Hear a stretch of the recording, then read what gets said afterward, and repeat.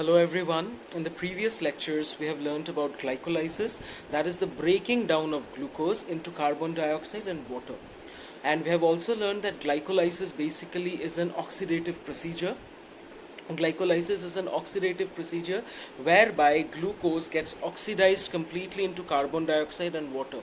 And now from today we are going to talk about photosynthesis. What happens in photosynthesis? In photosynthesis, it's just classically the opposite.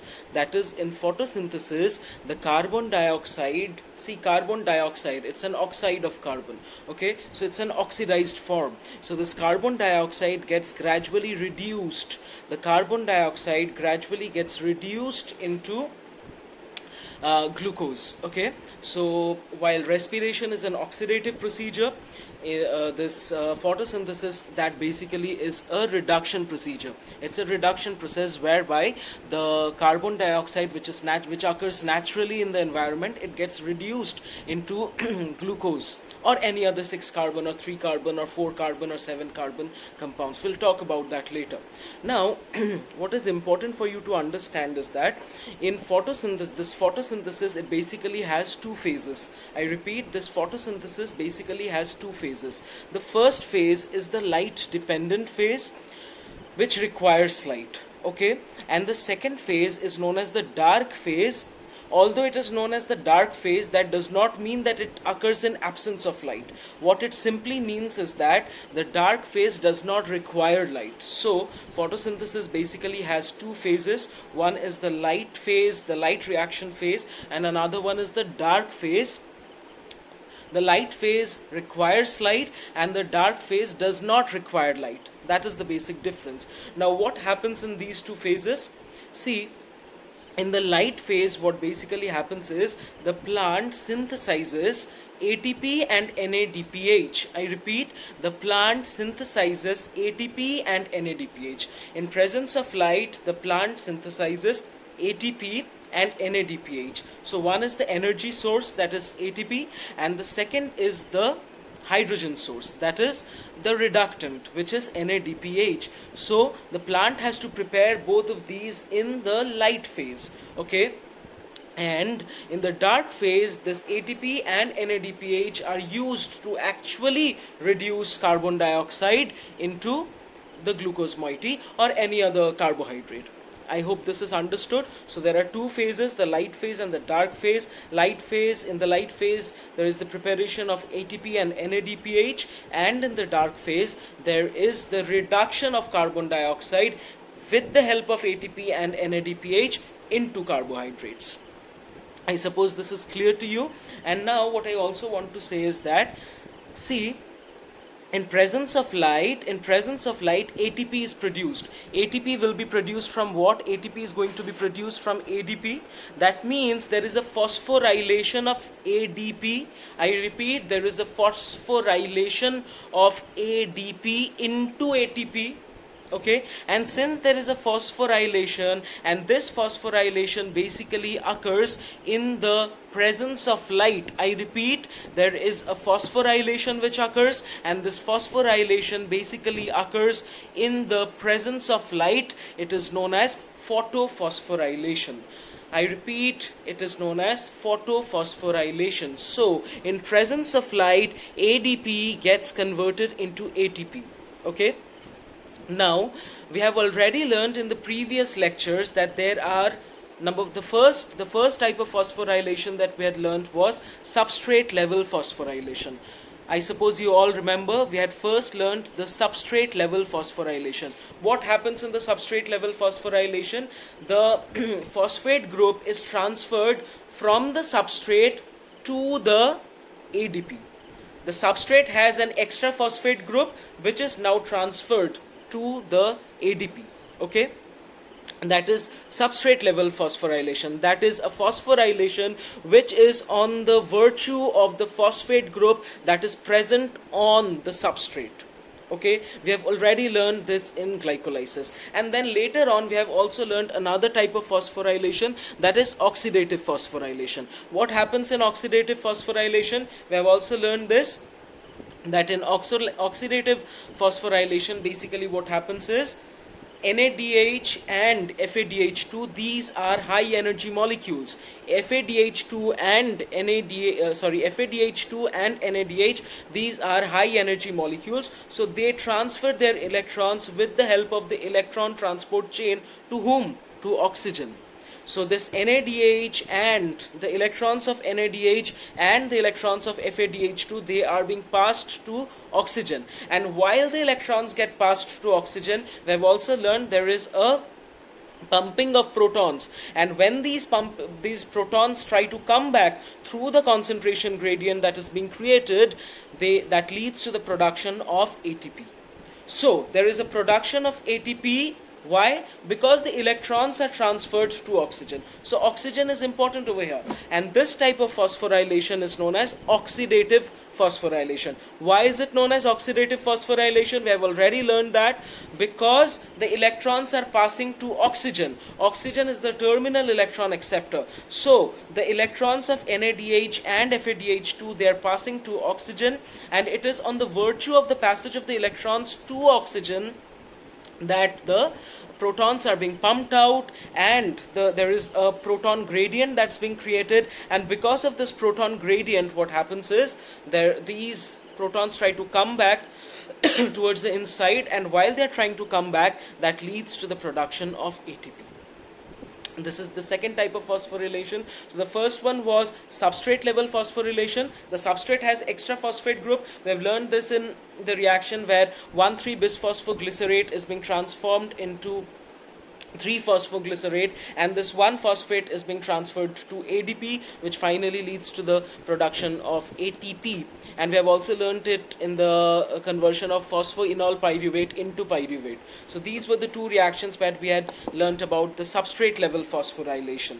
And then the second type of phosphorylation is oxidative phosphorylation. And now during photosynthesis, the type of phosphorylation that we are going to talk about is photophosphorylation. That means phosphorylation in presence of photons, okay, in presence of photons. And now we already know that in case of plants, this photosynthesis, it occurs where? It occurs in the chloroplast. Okay, and we'll learn how this phosphorylation occurs, and of course there also is a proton gradient that needs to be created over here.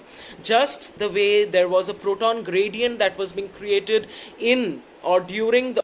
Essentially, all the free energy utilized by the biological systems arise from solar energy that is being trapped by the process of photosynthesis, and this is the basic equation. This is the basic equation, which is rather very, very simple. Okay, this is the basic reaction of photosynthesis. And the energy of the light is captured by certain pigments which are known as chlorophylls.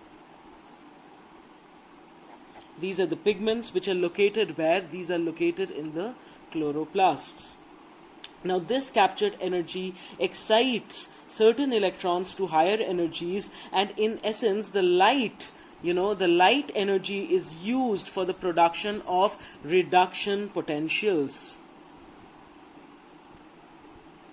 For the production of reducing potentials.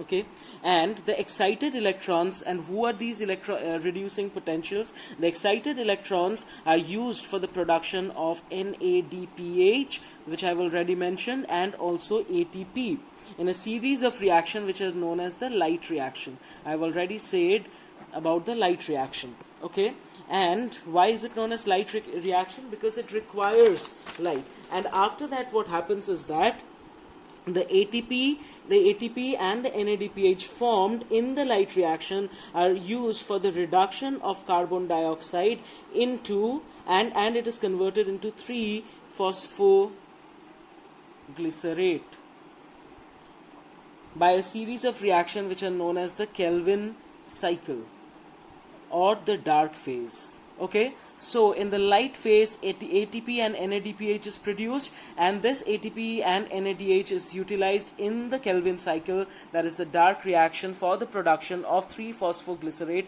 from carbon dioxide. Now, of course, I have already mentioned that photosynthesis basically occurs in the chloroplast. Like the mitochondria, the chloroplast has an outer membrane and it has the inner membrane with an intervening intermembrane space. The inner membrane surrounds a space which is known as the stroma. The space is known as the stroma, which is the site for carbon chemistry of photosynthesis. Okay, and in the stroma there are membranous structures. There are membranous structures which are known as thylakoids. There are membranous structures which are known as thylakoids, which are flattened sacs or discs. Now the thylakoid sacs are stacked one upon the other to form a structure which is known as the grana. Now different grana are linked by a region of the thylakoid membrane which is known as the stroma lamellae.